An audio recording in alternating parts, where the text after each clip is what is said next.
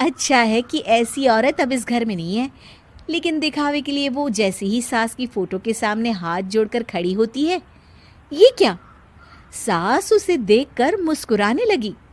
संगीता आंखों को मलकर एक बार फिर से देखती है, लेकिन फिर सास के चेहरे का भाव, भंगिमा यानी एक्सप्रेशन बिल्कुल बदले होते हैं।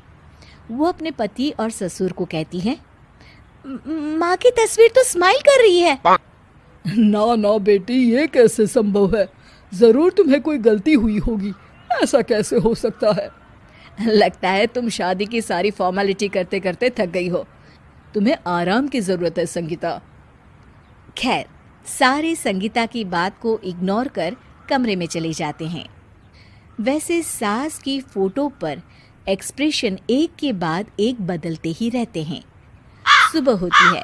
पति और ससुर को काम पर भेजकर संगीता कमरे की सफाई करने में लग जाती है कि तभी उसे आवाज आती है, टेबल ठीक से साफ करो।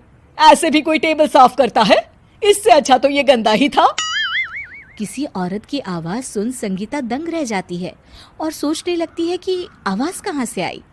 आवाज को नजरअंदाज कर वो फिर से अपना काम करना शुरू करती है, लेकिन इस बार तो आवाज बिल्कुल उसके कान के पास से आती है।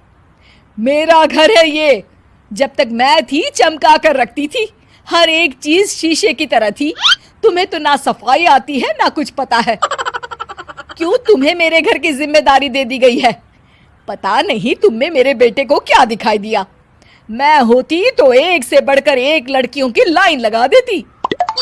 अब संगीता को समझने में देर नहीं लगी कि ये आवाज किसी और की नहीं बल्कि उसकी सास की है, जो दीवार पर टंगी है। वो उसके पास जाती है और कहती है, नमस्ते सासू माँ, मुझे तो कल ही लग रहा था कि दीवार में कुछ काला है। वो दीवार नहीं, दाल होती है पगली। सही पकड़े हैं सासू माँ। तो क्या हो गया आपको जो आप यहाँ भी चैन से नहीं बैठी हैं? सुना मैंने आपका व्यवहार काफी गुस्से वाला था। चुप रह तू, ज्यादा बकर बकर ना कर। घर का काम करना तो आता नहीं, आई है मुझसे बहस करने। हाँ देखिए सासू माँ, मैं आपसे साफ साफ कह देती हूँ, मुझसे पंगा लेने की कोशिश मत करिएगा। तभी पीछे से संगीता का पति आता है। अरे संगीता, किससे बात कर रही हो? कौन है वहाँ? संगीता की सास की फोटो फिर से पहले जैसी हो जाती है। आपकी माँ से कह रही थी कि मुझे काम करना आता। अरे संगीता, माना सास के ताने हर बहू को अच्छे लगते हैं, लेकिन यहाँ तो माँ है ही नहीं।